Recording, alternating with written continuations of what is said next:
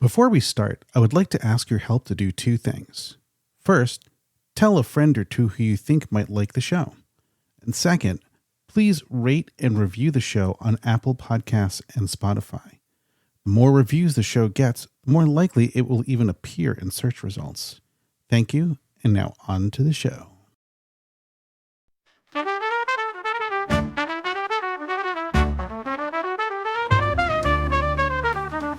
They make the trek out to Burning Man for a week and a day. After a lot of work, oh, there's a lot of play. Party, party, party, drama, drama, drama, bitch, bitch, bitch. Year after year, they come back to scratch that itch. They all say their lives have been changed.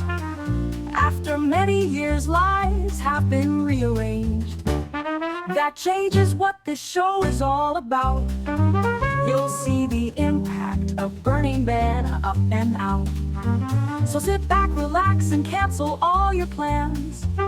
These are the stories about the shadow of the man.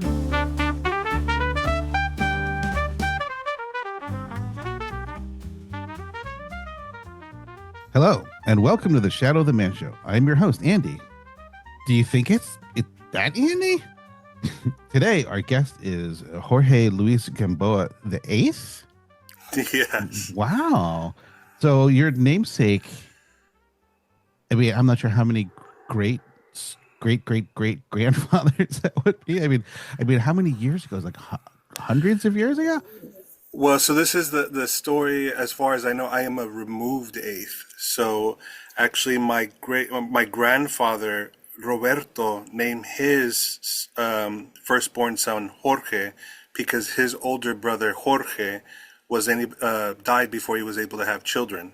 Oh. And so I know that as far as that tradition, and I know my great grandfather was Dr. Jorge Chauaceda Doreya, and he wrote one of the first anatomy textbooks, physical anatomy textbooks in Spanish. Oh, wow. So I know up to the fifth. I don't know before that. Yeah. I think most people probably can't go back. I mean, probably half of families are just kind of like, well, there's me, or, or some people don't even know their mom or dad. And it's like, yeah, it's kind of sad. So but anyway. I use it as a moniker, but it's the family story, and to me, if my grandfather was willing to continue the tradition to that degree, I kind of stick with it, even if it's not on any documentation or anything. Yeah. So is there a ninth? No, not at the moment. Not no. yet? Yeah, possibly, but not yet. Yeah.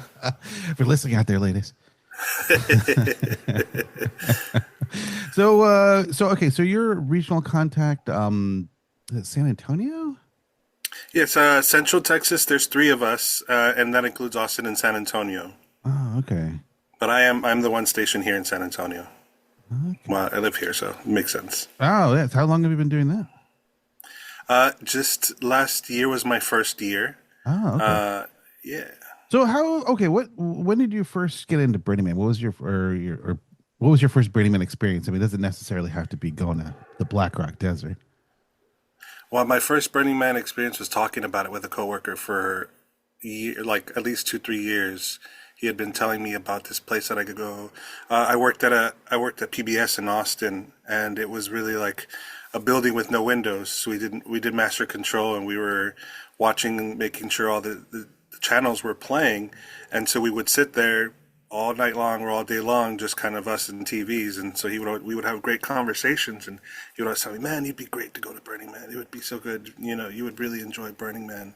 So it's really my first exposure to it. I hadn't really known anything about it before that point. Oh, so you weren't exposed to like Flipside or none of like the regional stuff around even? Have you heard of that? None of the regionals. And I didn't even find out about the regionals until after I came back from my first Burning Man trip. Ah, that's interesting. Yeah, and everybody has a different story. I mean, there's some people who be like, oh yeah, I was going to Burning Man or regionals for 12 years before I ever hit the playa, Yeah. So what was the first year you went to the Burning Man? 2010. 2010. Yeah.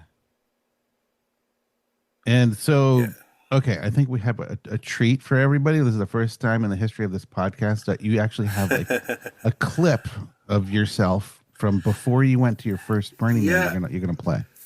So a little context to it. And there's a little bit of a story behind it. My first trip to Burning Man was actually during one of the worst years of my life.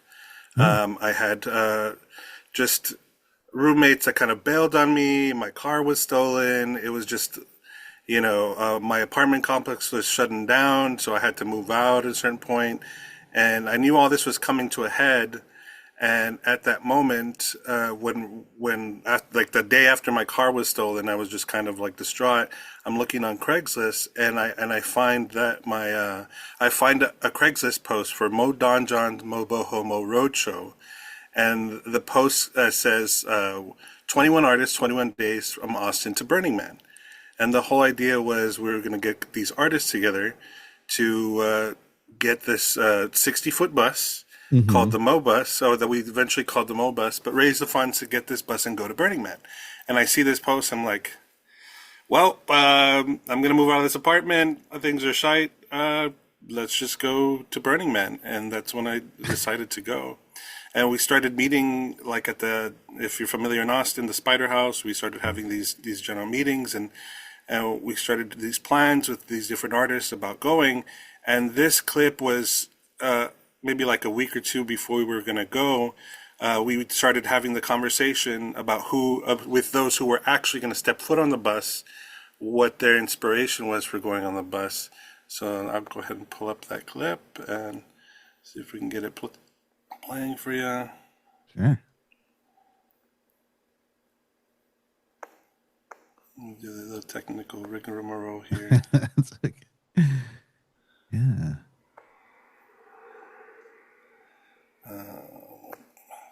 So this was like a couple of weeks before you actually left for the playa?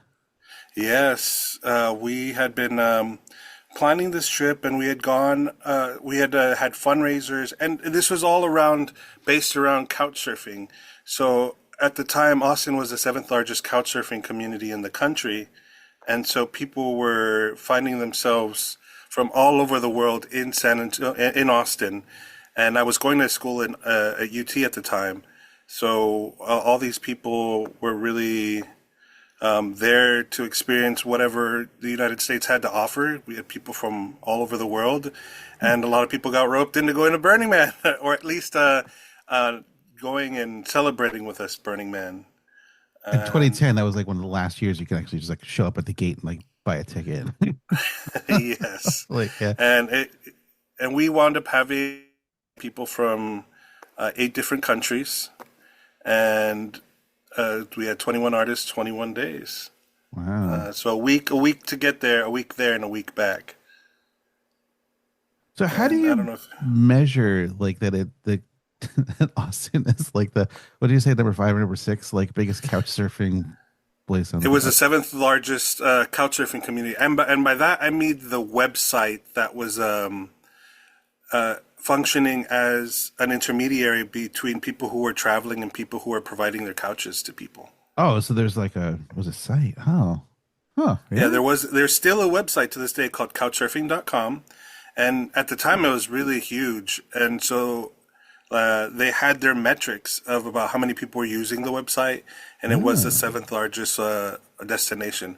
I do feel couchsurfing is one of the reasons why Austin blew up so big early on. You had a lot of world travelers show up and really talk about the scene, about how cool it was, and how all these people were doing really amazing things. And they would go back home, and people who were more along the tourist end started braving to come to Austin because they were hearing so much about it. While the couch surfers were truly the nomads, they were the early adopters going out and actually visiting, I gotta say that's awfully like trusting.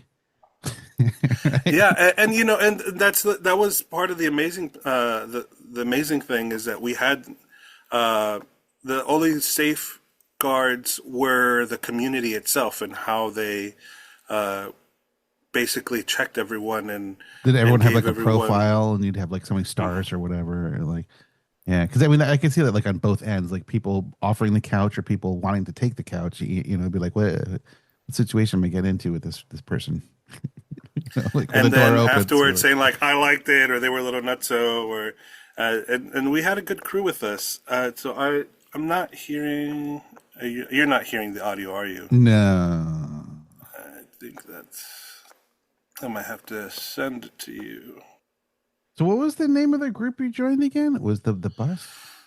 So my first trip was on the Mo Boho Mo Roadshow, and it was this gentleman Don John Vonovich who had gone to Burning Man the year previously, and he had gone on to run for president.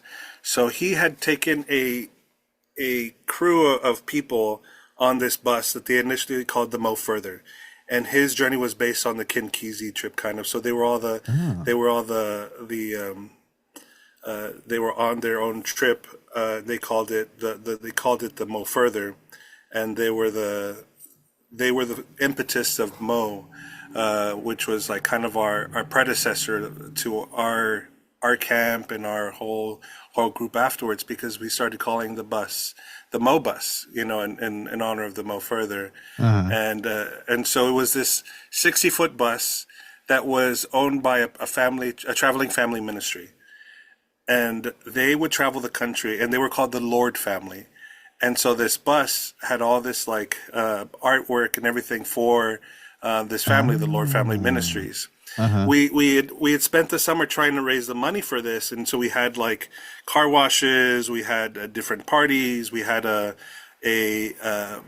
April Fool's party called the Masquerade of Fools. And so it was a really a wonderful summer of just activity and meeting people and raising funds, and eventually we were able to get this bus, and they brought it down, and only the a handful of the people that were actually part of the planning wound up on the bus. It was really more of like who could go in the moment. And we spent the evening like demoing some of the stuff, and it was a bus and a half. It was the bus with the articulated ends, like the city buses. So it went on. So we had a living room with a couch in the front area with the sink.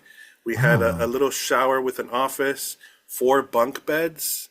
And then we had what we called the littlest bar in Texas, which was the articulation where the bus kind of bends. And then we had a bunk bedroom and a master bedroom.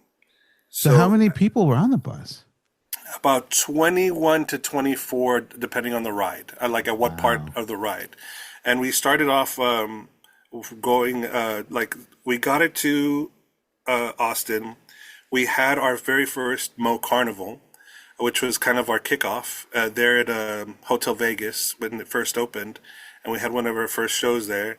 And we got in the bus, demoed a bit, got it ready, just made it comfortable for us, and took off. And we went on this cross-country trip to the Grand Canyon, just kind of stopping along the way with the intention of being a traveling cavalcade of characters that we were, going across the country sharing our art. And the bus made it? It didn't break down anywhere? Oh, we had some breakdowns. We at one point we broke down in Williams, Arizona. It was actually all it was a tube, a pipe that had burst, but we landed there on a Saturday, and there was nothing open in Williams, Arizona at the time, and the next day was Sunday, so we just kind of spent a couple days there, and one of the reasons that, and I'll get back to this later on about why Burning Man is so has had such a big impact in my life, was I saw the teamwork and the things of people wanting to get to Burning Man. For me, part of the journey that was so formative was that we were all set on going to Burning Man. So when the bus's power steering hose pipe burst, we had 4 people on the front grabbing the steering wheel, trying to steer it into a gas station. And we pull into this grassy area, and you see a truck in the way, and we were almost there, just where we need to be.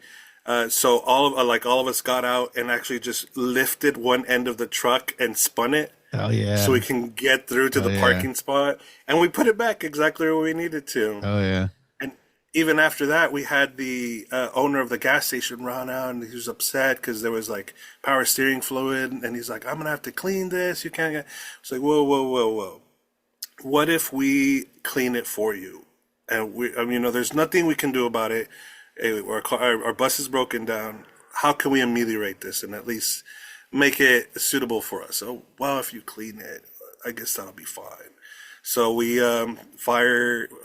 daisy chained like the fire brigade, buckets of water, and poured it with the chemicals, cleaned off the stains on the floor, and he was happy. And then we bought out his Four Loko supply, so he was even happier after that. And we just enjoyed the rest of the night until we can get the bus fixed. Wow. And so we did eventually. Yeah. No, it's funny about like moving the truck.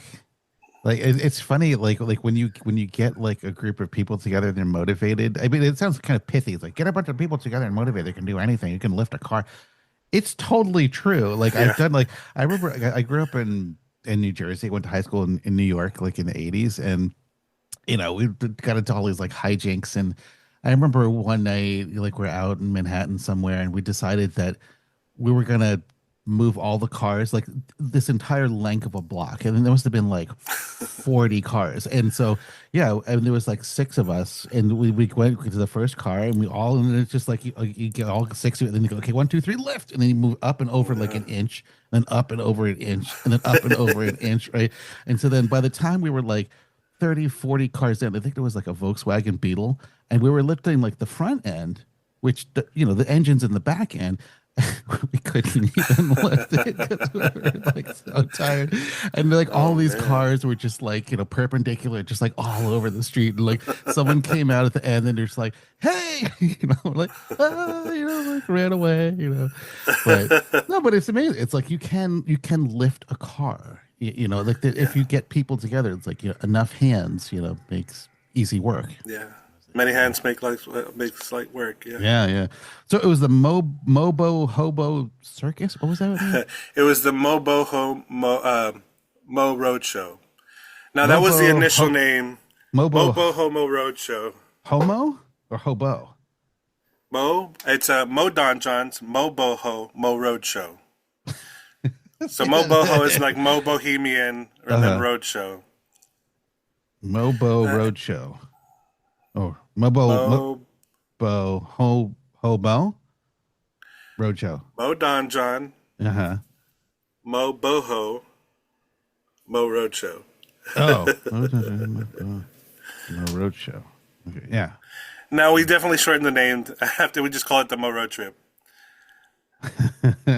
And we proceeded to do after the first year about 6 more road trips. We've had Mo caravans.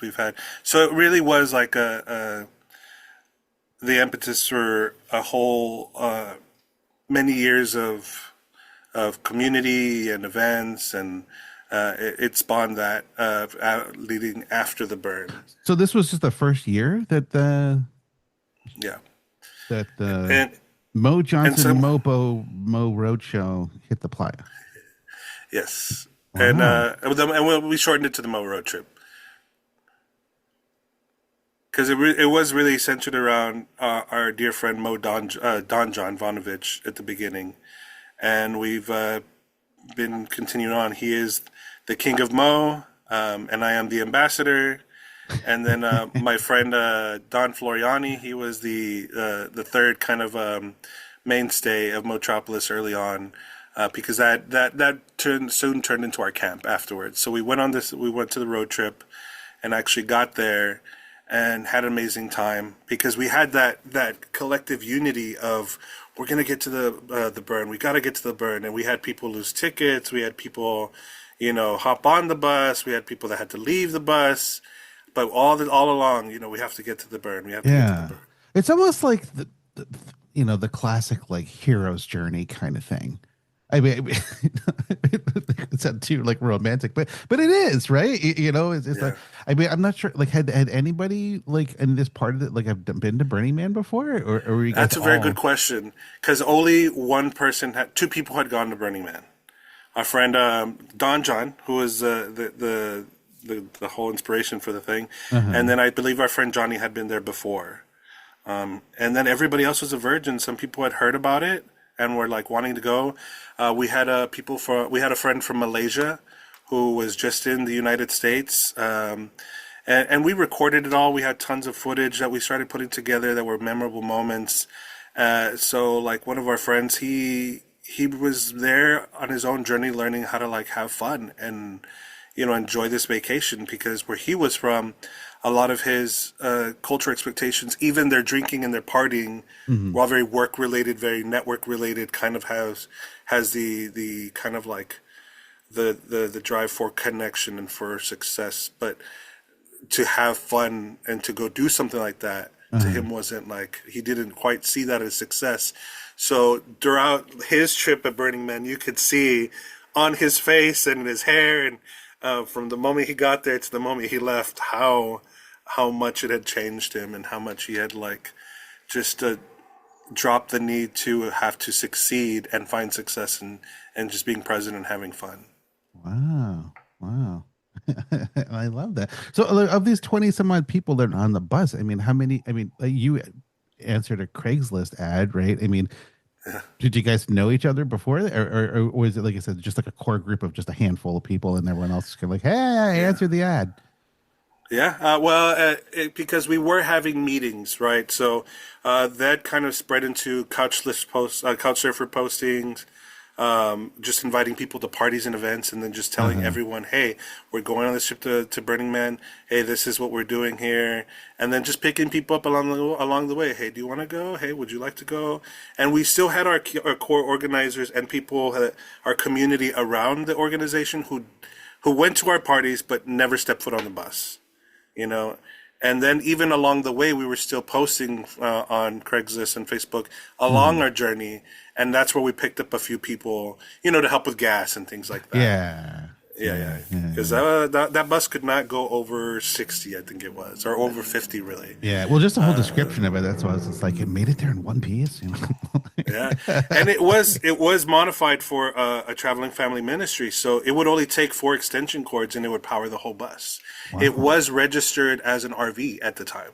But you think like an articulated bus, it's probably meant for like just going around like in one city. It's like, we're driving it like 1,000 miles, like, yeah. Now the second year, it did not make it as far, and I did get stranded after our second Burning Man trip in Grants, New Mexico. And I stayed in Grants, New Mexico during the whole Occupy movement with Don John Vonovich.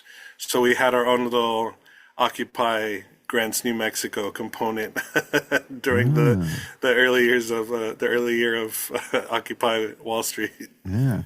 So were the other people who answered the call on Craigslist and whatever, like, were they in a similar place where it's like, I'm getting kicked out of my house and my car got stolen? It's like, oh yeah, well, my dog got killed and my girlfriend left me. It's like, oh yeah, well, they would have like a similar, or were they just kind of like, I want to go on an adventure? Yeah, I think a lot of the people that were going with us had more of a, I'm already on a trip to the United States. Show me the United States. And so they already had an energy of intention of exploring, right? I think only, there was only a few that were just really meaning to go to Burning Man. And some kind of just found that was the thing to do. So we had people from Switzerland, from Malaysia, from France, from Germany, from Mexico, and then several from the United States. And then I'm probably missing one more place. Yeah. Yeah. And so I take it you guys just went to like just like open camping, because I'm sure back then it was like, I think it was something like only 10% theme camps, 9% open camping. I mean, it later like that flipped to like 90% theme camps to 10% open. Well, nowadays I think it might be more like, I don't know, 60-40, 70-30 or something, but a lot more camps, right? Well, we were very fortunate to have a connection to DFT, Damn Fucking Texans. And they camped in Giggsville, which was the first village, right? So we actually got to park our bus and be a part of Giggsville that first year. And so we had the barbecue, and it really was an amazing welcoming, because that first day they had like an ice flue where you can like take shots from an ice slide, and then the morning they basically lit a car carcass on fire and grilled on the I on think the I car remember remains. that. Yeah. Yeah, the barbecue. And they had Yeah. like bacon apocalypse that would cook like 20 pounds of bacon in the morning. So it Yeah. really was just kind of this spectacular intro of just like us successfully making it to Burning Man and having this grand welcome that just was already in progress. Like it wasn't for us particular or anything. Hmm. We were just are welcome to the right spot to feel like we were a part of it. Okay. Well, you can send me that clip later on, Yeah. and I'll put it in here. Boop. Help me guide. All right. So what's your name? My name is Jorge Luis Gamboa. And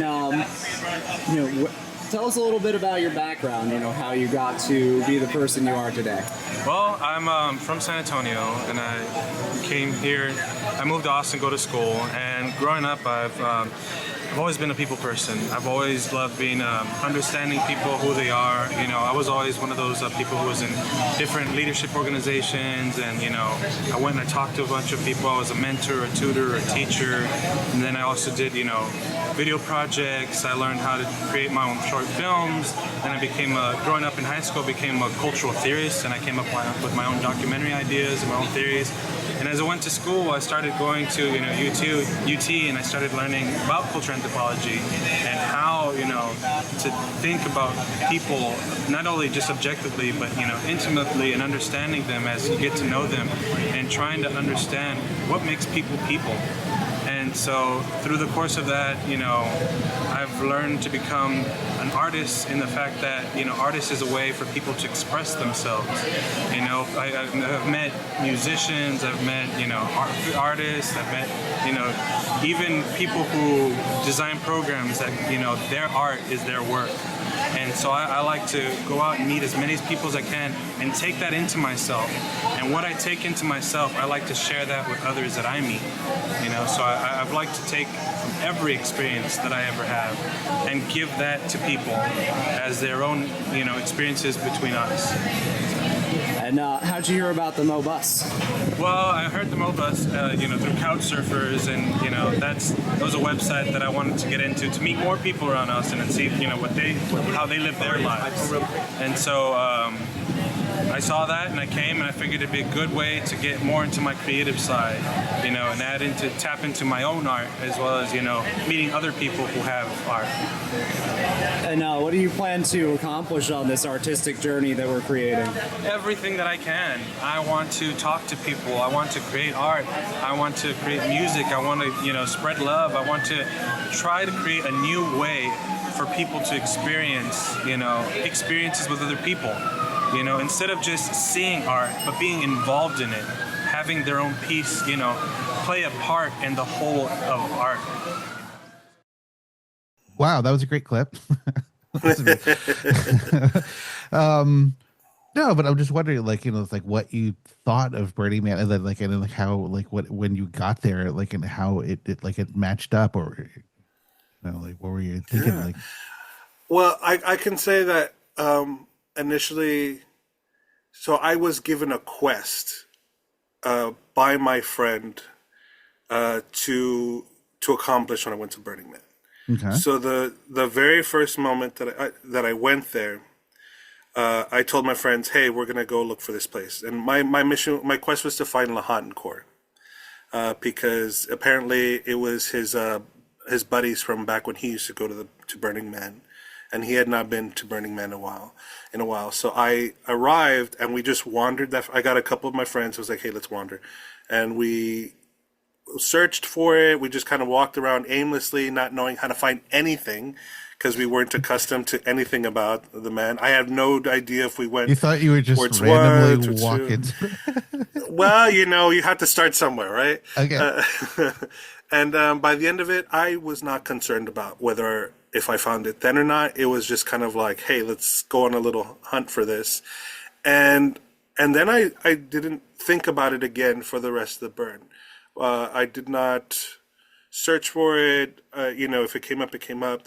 And so I really focused on, you know, meeting artists, seeing what everybody was creating and doing out there. And it really was impactful to see how many different ways people could gather and people could come together to create experiences. And that continues to be to this day what I value and what I'm interested in, how people come together and create experiences. Because as a cultural anthropologist and a cultural theorist, seeing human beings today and how we create culture and cultivate culture is to me more fascinating than what we've come up with with all these other ideas. And invention technology has really revolutionized the way we get together, the way we create culture, and the way we come together. And Burning Man to me is at the forefront.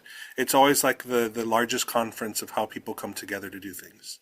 And what those things are wide and diverse and varied over across many fields.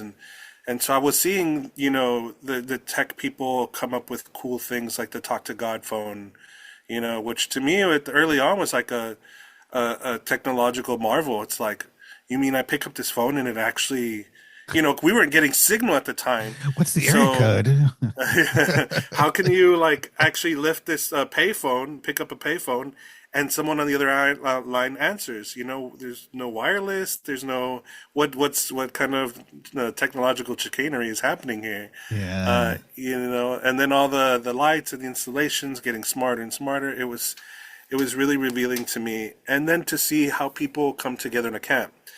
So to conclude my quest, which is actually kind of the origin story for my burner name. It was the very last day of Burning Man for us. We were about to go, and then my dear friend Don Floriani, who has been my brother in arms. We're both Knights of the Royal Order of the Machete, and so he actually told me on the last day, "Hey Jorge, let's go for a walk," and I was like, "Sure." And we walked around. We saw a couple of things like the water bar. We saw a couple. Where the water bar is where they have, hundreds of bottles of water with different names like love, wild, orgasm, intelligence, all these things. And they're all actually different sourced from different places. Oh, really? So each bottle is actually from a different source of water. And as we're going on this adventure, he points out this place and he goes, "Hey, what's that?" And we see this kind of this dust-colored structure, and I see a little sign, and it says La Hontancourt. I'm like, "This is it, Tony. This is where we have to go. We have to go to La Hontancourt." And see, I had been told a few things about La Hontancourt that I needed to know before going in. One, there's only one entrance into La Hontancourt, and when you go in, you better know Rommel. Otherwise, what the hell are you doing in La Hontancourt? Right. So I had already explained this to Tony. So we approach and we're a little nervous and we go in, and sure enough, there's like a little group of people just kind of sitting there, and we walk in the front entrance, and it's the structure is actually camo netting. It's just one large camo net structure that's swaying in the wind, so it kind of blends into the dust. And as we approach, they're like, "Yeah, can we help you?" And I'm like, "Yes, is Rommel here?" And looking around, and sure enough, there's a fellow named Rommel, and he looks like a Rommel with his leather hat and teeth in it, your Crocodile Dundee teeth, and leather jacket, and like he looks like a Rommel. And he's like, "Yeah, what can I do?" And I was like, "Well, my coworker, the judge, Rob Marley, sent me, the judge," and he was like, "Oh, Rob, oh my goodness, oh yeah, come, sit down," and they proceed to tell me all these stories. Apparently they hadn't seen him in a long time. He used to camp with them, and then he moved to Austin with his partner, with his wife at the time, who had fallen ill and passed away, and unfortunately, and they hadn't really seen him since. And so I was really their first contact with their dear friend and campmate and family member. And then just to have that instant warmth and welcome that shifts, from a name, and they're like telling me stories, and And I tell him, hey, well, I'm gonna go see him next Wednesday. I have a shift with him. Do you want me to take anything? And they're like, yeah, and they start like giving trinkets, and Rommel runs off and he gets a bag, and some people are giving me hugs, and they're like, give this to him and give this to him, and Wow. and at some point, like one of his friends, a friend comes up, and they're like, hey, this guy knows the judge, and he's like, do you want to give him anything? And he like rips a necklace off of off of himself, puts it in there. Wow. Rommel cuts some of the camo netting, and he even takes some of the dust and puts it in there, and he says, make sure he gets a good whiff of this. and so it turns out a lot of the camp was from like the old Giggsville. The Lahanton Corp was from some of Giggsville, Temple of Atonement, early in the day. Oh, And I they had, remember them. Yeah. Yeah. And so they Is had that still moved. around? Well, we can talk about it later. But, yeah. Well, they had moved to Lahanton Corp so they can be a little bit closer to more facilities for some of the people that were kind of like, cooling down from those days, right? Yeah. Yeah, Wow. so it was a little bit more of a family. They're like, yeah, anytime you want to come back, come say hi. You're a part of the family here. You're welcome here, and just to have and at this time, mind you, I'm from San Antonio. I wasn't too San Antonio is a majority minority city. We're a lot more Hispanic. I came from the West Side. It was a lot more Hispanic, a lot more Latino. I knew people of all races, but I didn't know too many. Right? They were always being able to count on my hand how many people I actually knew. And so to go, and then moving to Austin was a big experience as well. But then from that to go to my first national trip, I had never really traveled the country, and then just to meet complete strangers from a whole different part of the country who welcomed me with open arms, and it was just incredible. I had not ever experienced anything like that. And as we're leaving and we say our goodbyes, the friend who had ripped the necklace off of himself, he shouts out, "Bye, Ambassador!" And my buddy Tony looks at me and he's like, "That's it. That's who you are. You're the ambassador. That's your name." Wow. And so that's how I got my Brenner name. That's amazing. That's funny. I don't know, because when your implied name was ambassador. Like I thought it was part of the Mo road trip thing.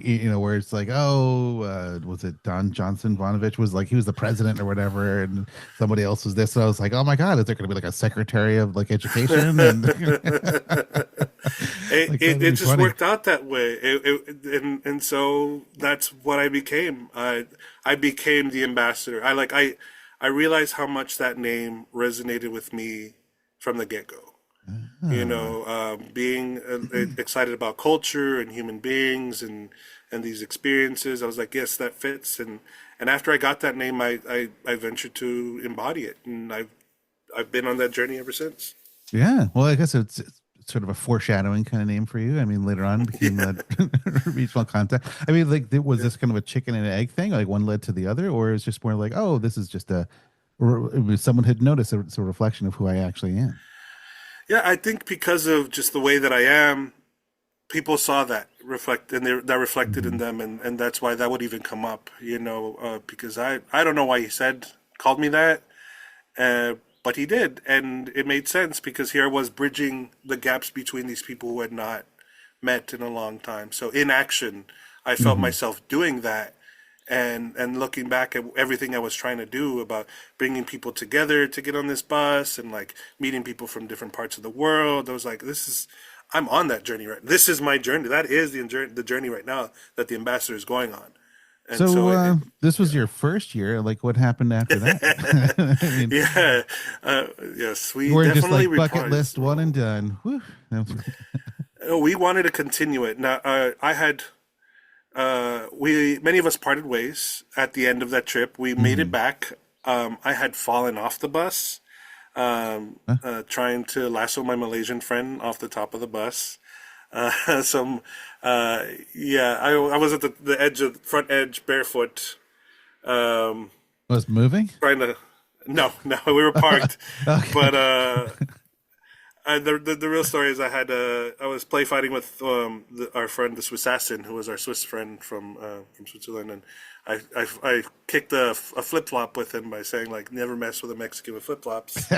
I hit him once, and the second time it went on top of an 18-wheeler next to us. Oh. And they belonged to my friend Tony Don Floriani, and he was like, "Do you know how hard it is to find a size 12 flip flop in Guadalajara?"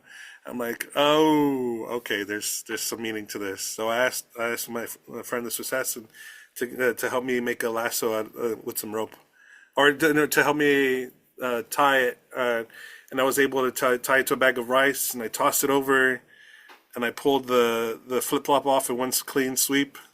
I felt like a badass, right? And so there you go. Even my friend Jace had his trumpet, was playing Indiana Jones, So I asked him to make me a lasso, and I see my Malaysian friend Sean coming up the side of the bus, and he stands at the front, and I kind of peek over the edge, and I'm like, I'm going to get him, just playing around and see if I can lasso him. And he looks up at me, I look down at him, he starts laughing, and I start falling forward. Oh. So I slide down the front of the bus, hit my ass on the ground, fall to my back, and then immediately have 13, 14 people rush and check every part of my body and are you okay? Laying hands on me. And it really was the first time I ever felt that much of an outpouring of love from a group of people, just to sincerely see, are you okay? And that in itself was another life-changing moment, just that happened, and I had all those people there for me, all to check on me. And, everyone afterwards, I felt fine. I wasn't broken. I had slid on the glass, so I didn't completely fall straight down off. Oh, just knock the wind out of you or something. Yeah. You didn't land on any my rebar ass or anything. Yeah. Exactly. It was just kind of on the concrete, but I did bust my ass and got a little woozy there. So everyone's concerned. And it was only 2 hours away from Austin. So I did not clean on my ass, and everyone's fussing about taking me to the hospital. I'm just, no, let's just go home. Let's just go home. And after some fussing and me maybe kind of getting overheated and dropping down again, we get to Austin, and I'm on the ground, and that's the last time I see a lot of these people, because I'm just laying on the ground saying bye, bye, bye. And by the end of it, we had Don John, Tony, the Mo bus, and myself. And we're like, okay, well, what do we do? What do we do with this 60-foot bus? And so that led into us getting a 7-acre property out in Elgin that we were able to find. It just had one little shack and yards and yards of weeds. And so Tony and I went out there with machetes, cut out a whole 60 by whatever square feet of just weeds with these machetes, which is how we earned the title of Knights of the Royal Order of the Machete. Oh, I thought it was from the movie Machete. No, it's because we handled all this space to clear out with machetes and clear out these weeds to park the bus, and we proceeded to live on this bus for the next year and plan our next trip. Okay. Yes. So we created the Mo Farm at that point. So after our first trip, we wanted to continue the momentum. We had this bus. We had this really great experience. We knew that there was something vital that we were discovering. So we were really, some of us, we're all very much activists, and we were very much intellectuals who wanted to find the deeper meaning and create change. And we were seeing that this trip to Burning Man really did create a lot of change for us in our community, just by doing all the activities and just the plan of going to Burning Man, and that kind of direction of going to Burning Man and bust had so much of an impact that we wanted to continue that. And so we started thinking, well, how can we progress? How can we get a group of people? We had maybe 40, 50 people in our sphere at that time immediately. Why couldn't we build that up to do more? Why couldn't we not have our own facilities, have our own insurance, our own phone plan, our own, how can we create a way of life around this? Mm-hmm. And we started thinking about things like the art of ecstatic living, How can we live life ecstatically? And so we started having events and conversations, and it was a little bit of a distance because we were in Elgin and a lot of our community is Austin.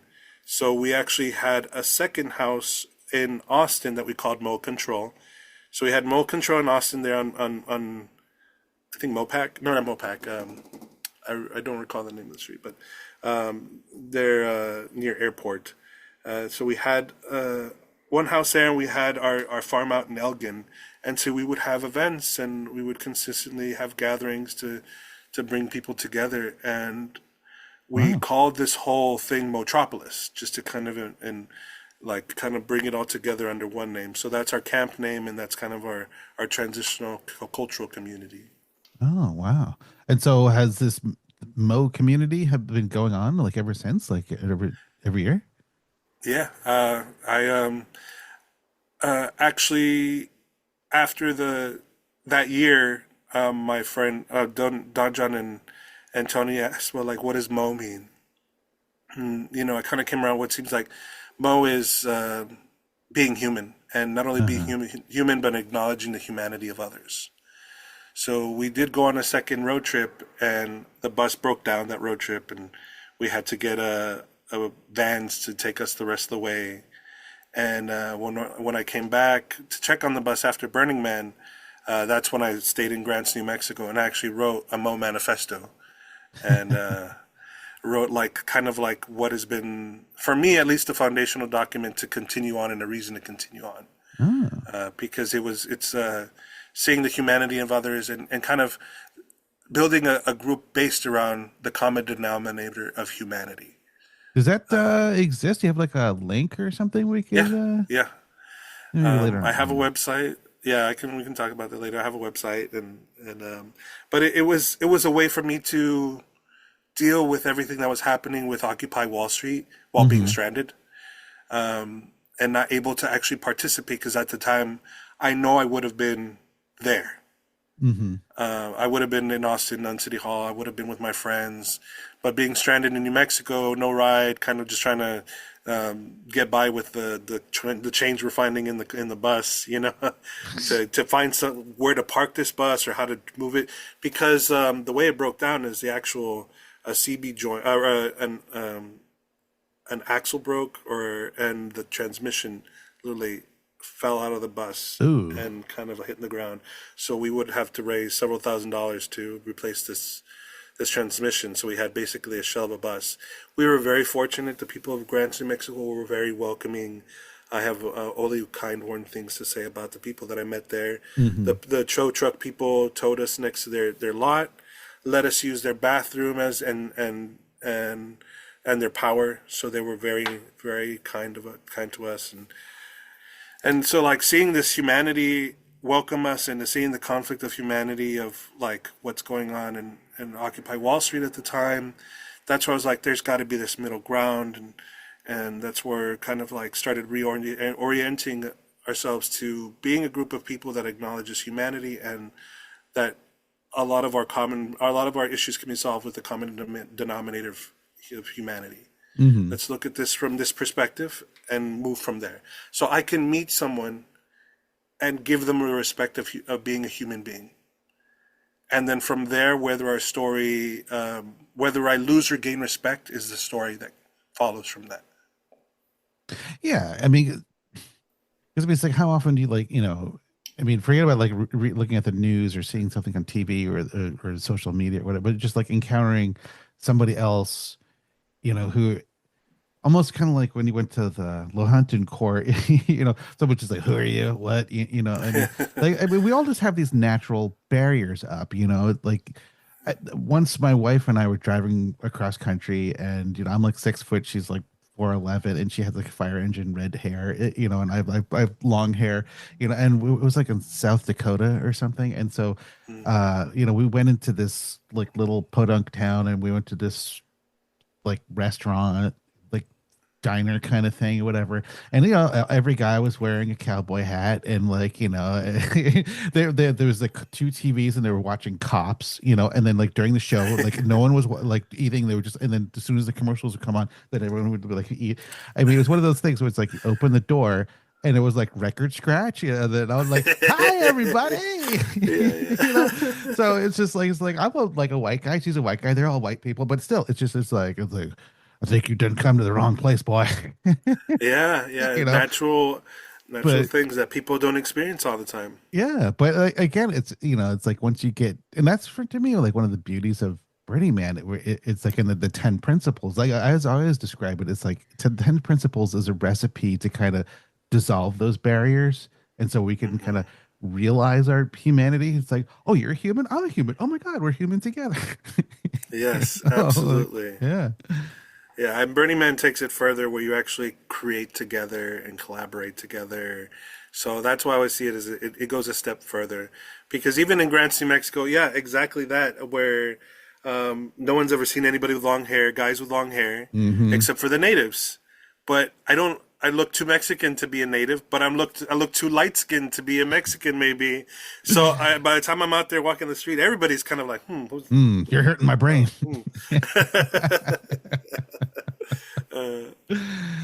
Yeah. Wow. So you guys still going back with the Mo community and the Mo bus and everything, Yeah. even this year? So it's been 15, 16 years. Wow. We've had the first 6 years or so we had four in a row.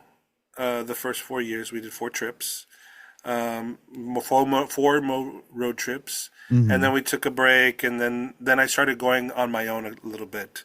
So it's always been the community of who's there. So we've actually had several iterations of the community, and so these past this year we just completed, or this past burn, we completed a 3-year project. A 3-year Motropolis project coming out of San Antonio, because I moved from Austin to San Antonio. And I've always been kind of like the seed of Motropolis.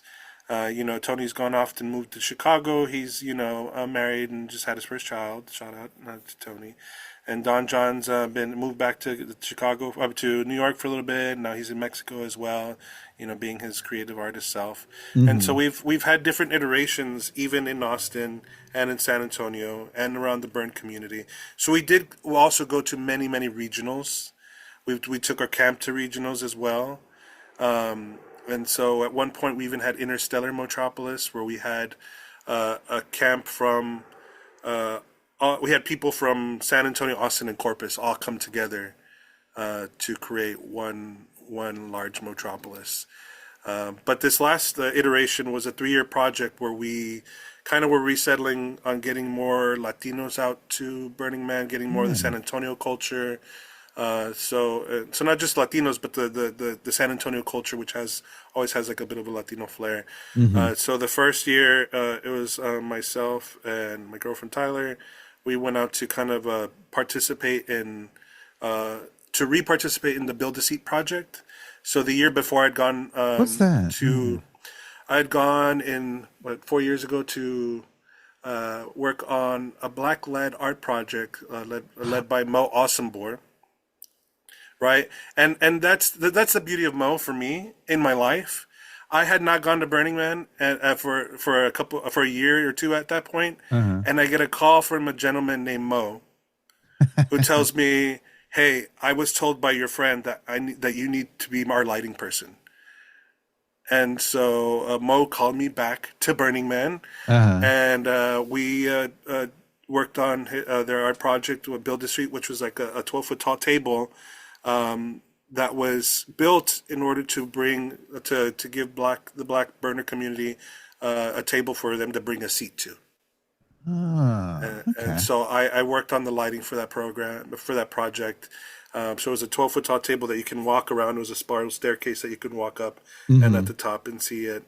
So yeah, that was a really epic project. And then they asked me to reprise the role to do the lighting, and I came back the next year, and that's where I started the project of Motropolis, where I invited people to go out and experience working on a large-scale art project and kind of like scoping it out. Then the next year, we came back and focused on working on the camp, home camp. So we were officially registered team camp, and we created a solid home camp with the right people, with the right setup, like just finding out what we need to be solid. And we actually started experimenting with taking a labyrinth. So I have these aluminum expanding walls, about 30 of them. And so that year we took it and did a test case of can this structure survive along with this camp. Yeah. Right? And 50-mile-an-hour winds. Exactly. And it worked beautifully. Our camp stayed, because that was the mudpocalypse year a couple years ago, where it was just like super muddy. But our home camps worked great. The labyrinth structure worked great. So then the third year, we made a bigger push to bring more people. We got more people into the camp. We had about 8 of us all come out, and the labyrinth was set up a lot earlier.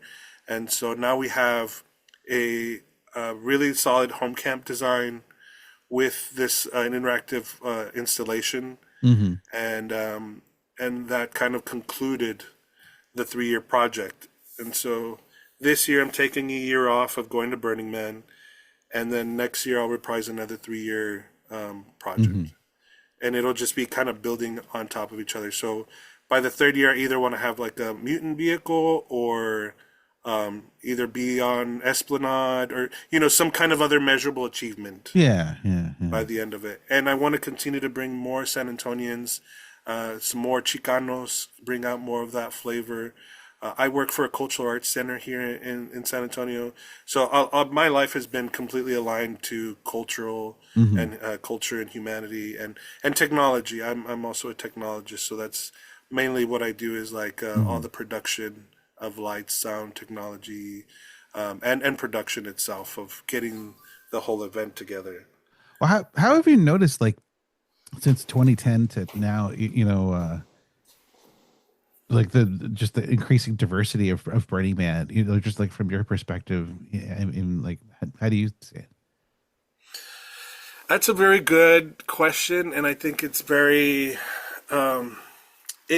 you say it's more diverse, and I tend to think it is always diverse, but at the same time I feel like we're getting diverse in a way that maybe is not necessarily the diversity we're looking to not looking to include. But I hear more about people having their work trips out.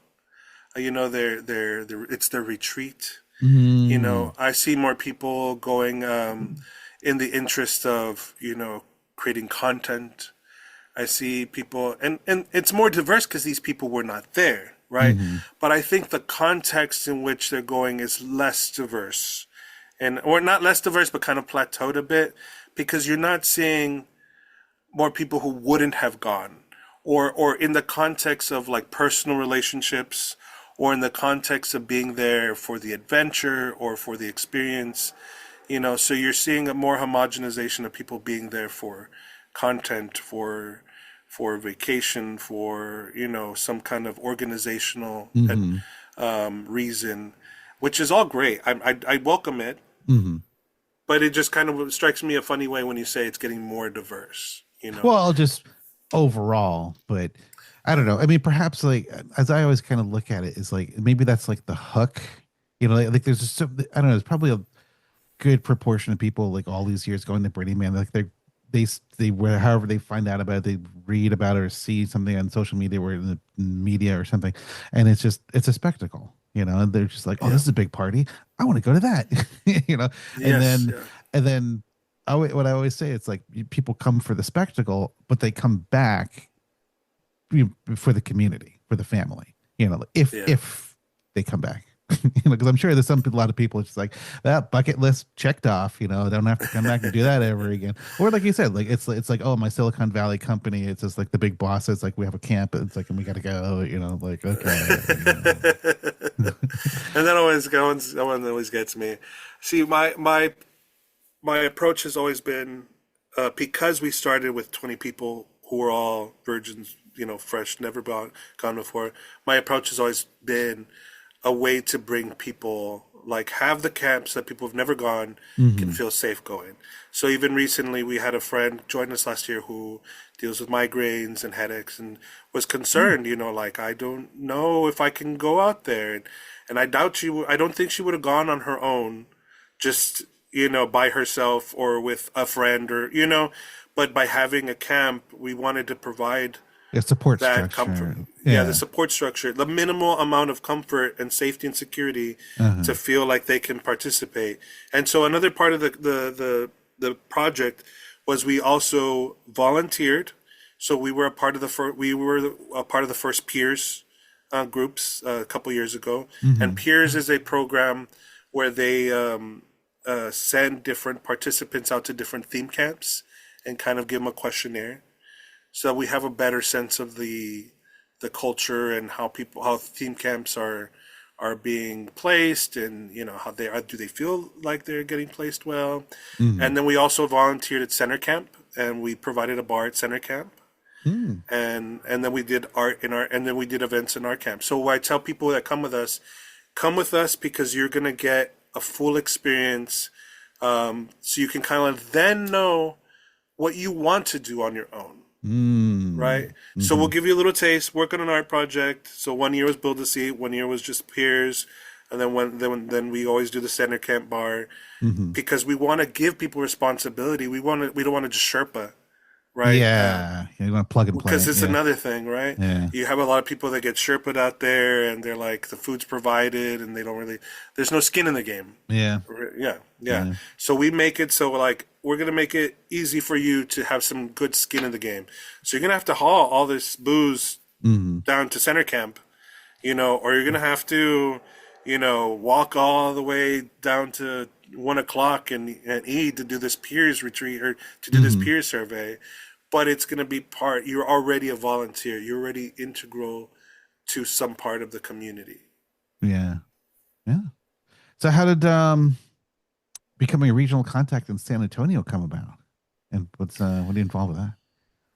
Well, I have always kind of been a burner evangelist in a sense, getting my friends out to burns or to regional burns and stuff. So I was very fortunate to have been picked, and so I have an art studio out here in San Antonio, Texas, and we open every second Saturday of the month.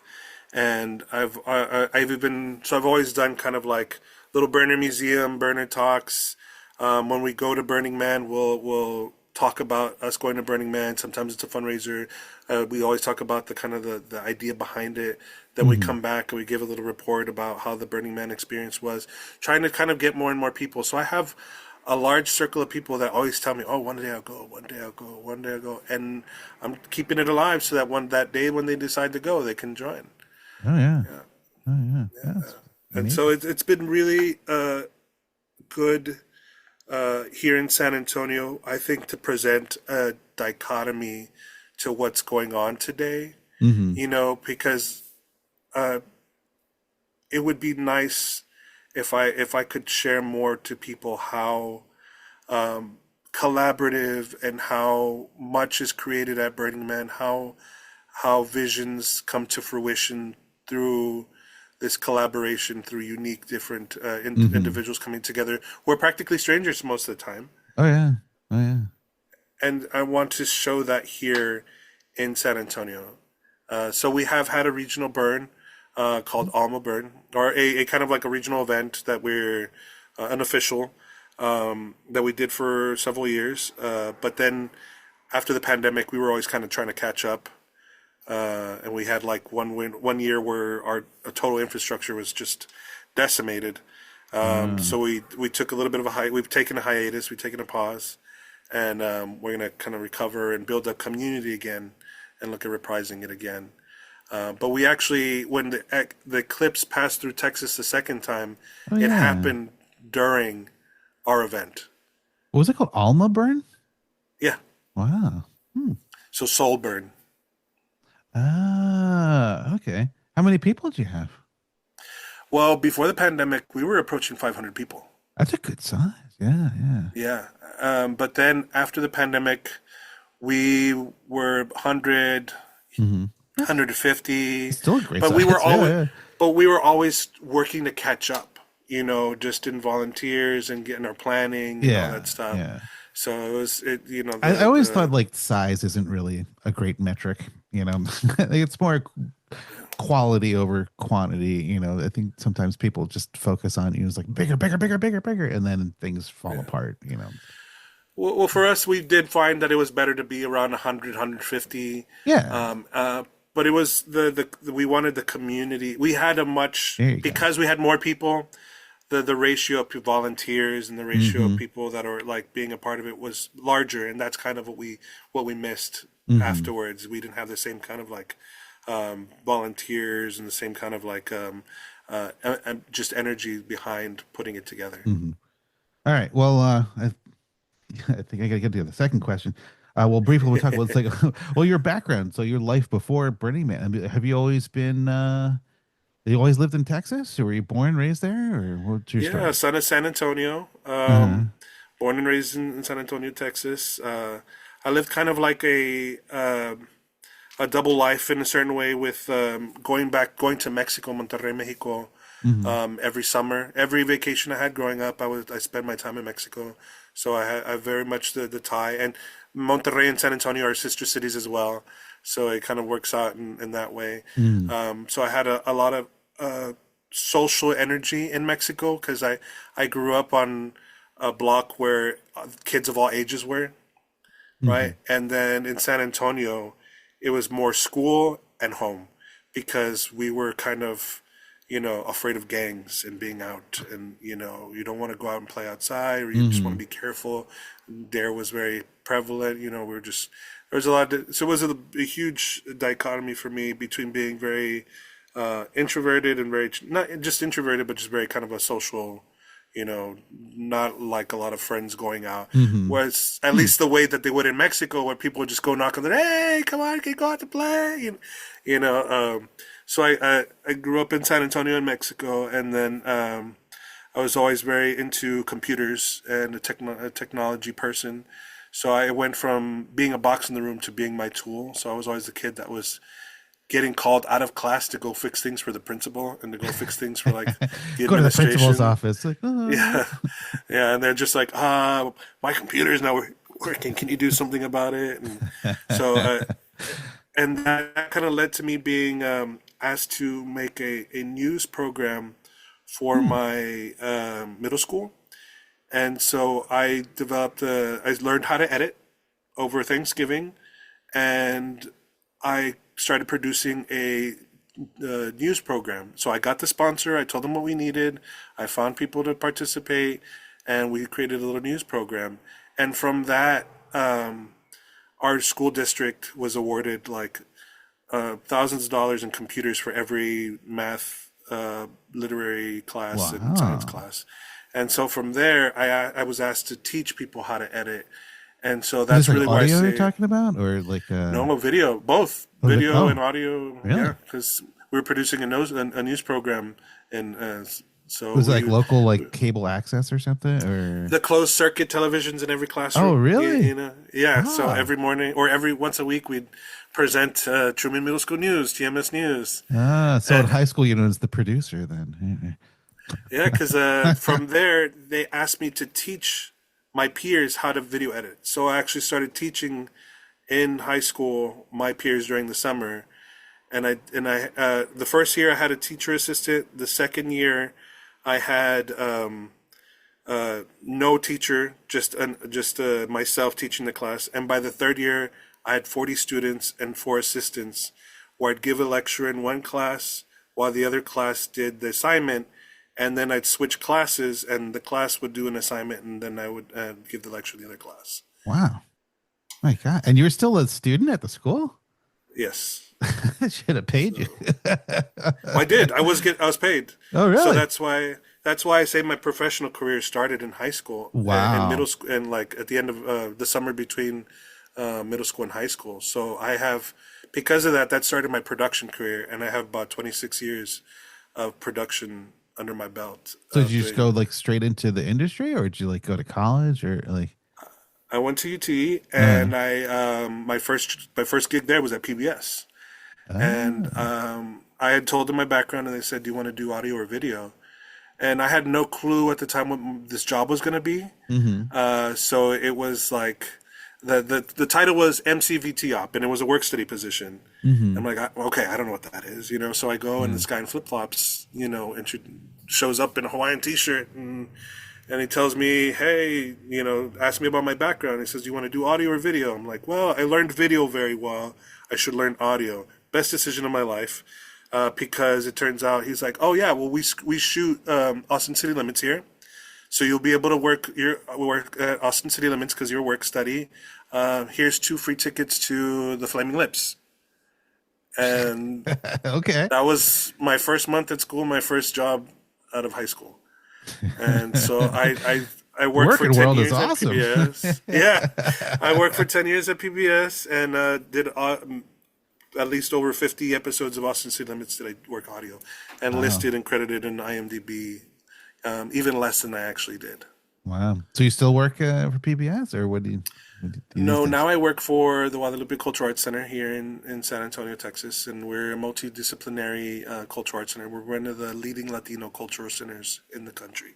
Wow. We do theater, we do dance. We have both an academy and a dance company. We have a music academy, and that's attached to a very popular music mariachi company. And then we also have a bookstore. So it's a 9-building campus, and I'm the director of technology. So I work all of the programs, make sure everything that they need that's tech related is cared for. And I've done that for about 6 years now. Wow. That's awesome. Congratulations. Yeah. Thank you. All right. Work in the arts. Well, I think we should get on to our last question: the impact and influence of Burning Man on your life. I think it really defined for me an approach towards a way of living. Like I still stand by the art of ecstatic living because I think that was inspired through my experience at Burning Man, that we can have a life worth living that can be fun, even if it's hard, even if it's rough, even if there's challenges. Right? Yeah. Yeah. There's the overcoming of these challenges. Like without gravity, you don't develop muscles, right? I mean, like. Yes, very true. So very when you true. say ecstatic, what do you mean by ecstatic community? Well, ecstatic to me is kind of like, the definition has to do with more the divine, the connection to the divine, and this just kind of ecstatic. Think of the Sufi whirling dervishes where they're spinning around and, they just reach elevated ecstatic states of like almost like trance-like states. That there's something, there's a spiritual component to it for me, or it's kind of like soul nourishing. So that's actually one of my beliefs in my business and my approach and everything I do is that so that experience is nutrition for the soul. And by having certain experiences, you feed it different things. Sometimes you need an angry experience because that's just like the vitamin that you need. That you need to express that anger. Otherwise, you're gonna blow up. So it doesn't necessarily mean that one particular experience is the way, but having that kind of ecstatic is just like that connection to that spiritual sense of self and a higher power, if you will, for some. Or a higher self, your own higher self, that there are heights to your experience as well. And that you can elevate your experience to heights. Yeah, I like that. That's funny because I mean, like in terms of like going to Burning Man or regional events or whatever, it's like this whole concept of our connection and or like reaching these like ecstatic heights. I mean, yeah, I think it is part of it. It's like like your hero's quote unquote hero's journey, like with the bus, like you're driving 1,000 miles, so you can break it down and with like strangers from like all over the world. But it's like, yeah, I mean, who would think it's just like, I want to get to this like transcendent ecstatic state. It's like, yeah, it's not all just like psychedelics and flowers. Like sometimes it's eating a taco that's been cooking for with brisket that's been cooking for 24 hours in the Oh. desert. In the Oh. desert. Well, also nothing tastes as good as like when you're in the desert and you're camping and you're like haven't slept and you're just like this peanut butter and jelly sandwich with day old bread is the best thing I've ever had. You know, Yeah, yeah, yeah. And it's just a thing, I have brisket tacos all the time, but there's something when you like do that much and create this situation for yourself that you get to appreciate it that much more.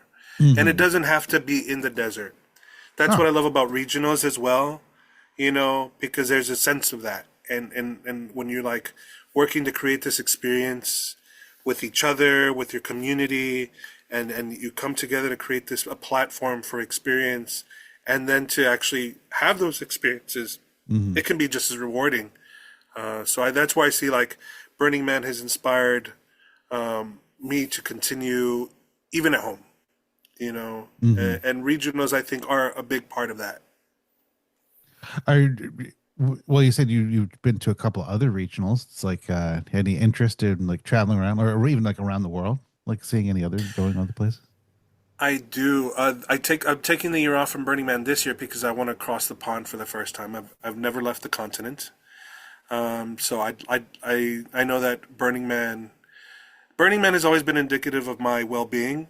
So when I don't come back broken homeless, I'm good. It's like I'm doing pretty good, but it still hasn't afforded me the ability to also travel the world, right?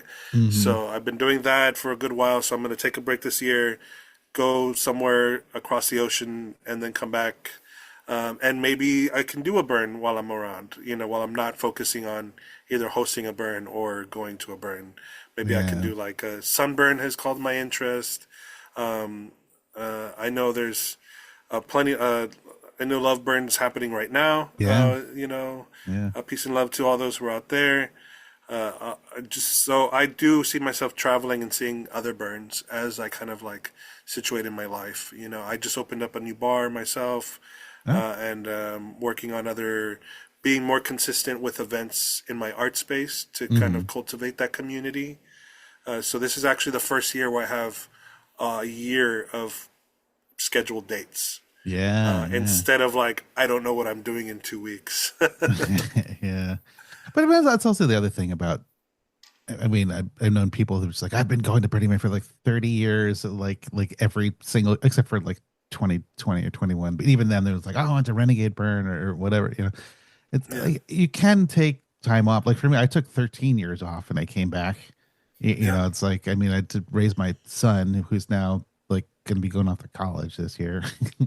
So again, it was like a reason. Congratulations. Thanks. Yeah. Yeah. I mean, that's why like I'm actually not going to make it back to the play again this year because I was like, I have to drop him off at school. But it's like life does intrude, and like I said, like there are other experiences. It's like you can, and also it just as time goes by, it's just like it's becoming a bigger and bigger sacrifice, to actually make it up to the play. Yeah, yeah, I mean, tickets are what, $775 now or something.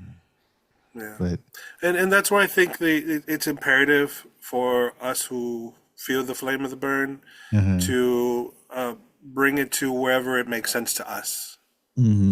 Because we should not let the experience be not gate kept, but be solely found in one spot in the country.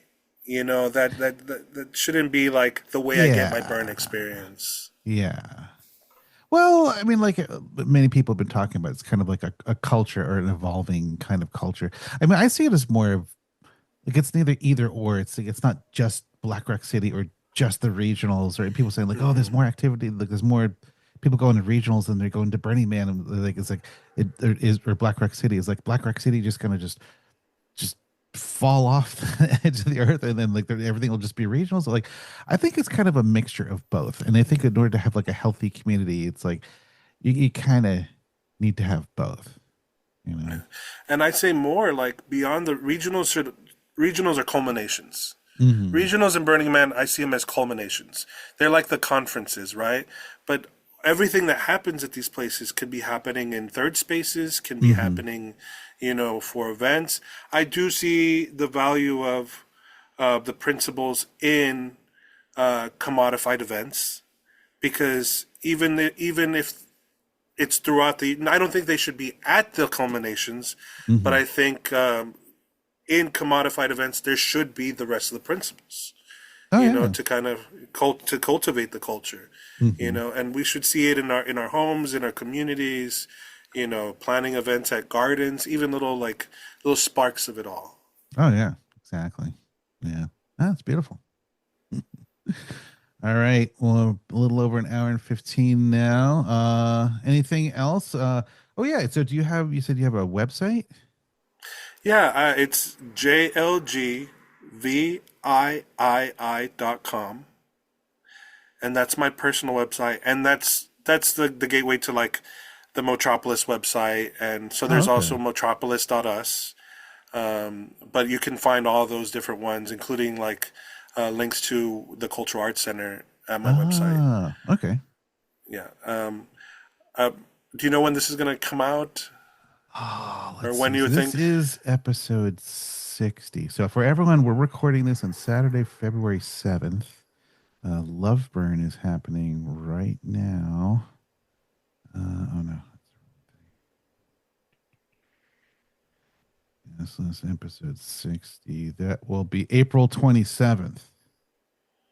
Yeah. So by then I'll definitely have things well arranged, and for people to kind of like find whatever I talked about, and Yeah. links to all the things that I've been discussing. So the Motropolis is that going to happen this year without you, or?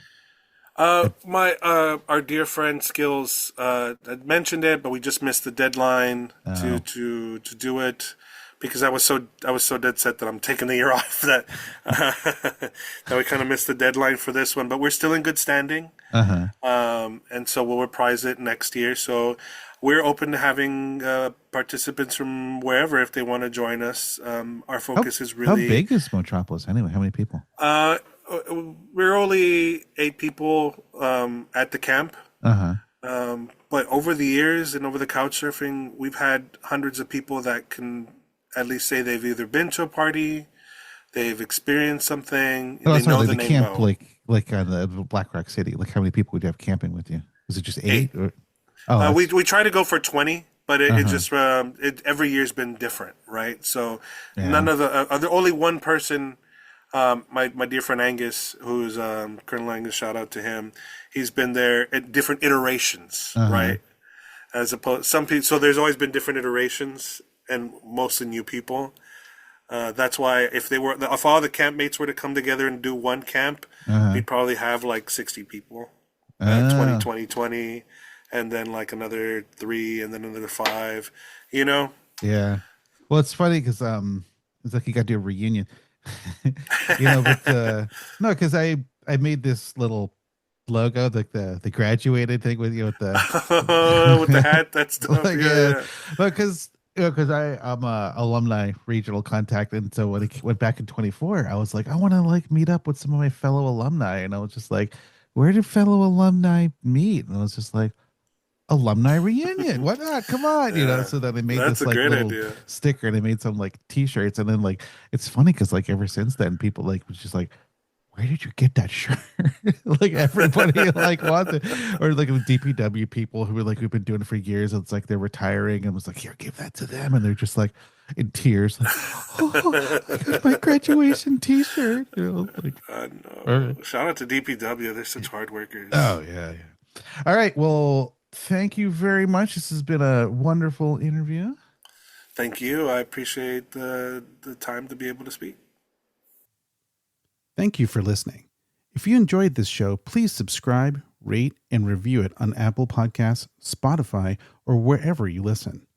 The more reviews the show has, the more likely it will even appear in search results. Also, please tell a friend and share this show with anyone that you think might like it. Word of mouth reaches quite far, especially in the Burning Man community. If you would like to contact us, please send an email to shadowofthemanpodcast@gmail.com. You can also follow Shadow of the Man on social media at Facebook, Instagram, Blue Sky, X, and YouTube. The links for all of these are available at shadowoftheman.com. Feel free to use any of these social media accounts to provide any feedback you might have. Your thoughts on the show are greatly appreciated. Thank you, and see you soon for a new episode of The Shadow of the Man. Thank you for listening to this latest show. We have to make another one, so gotta go.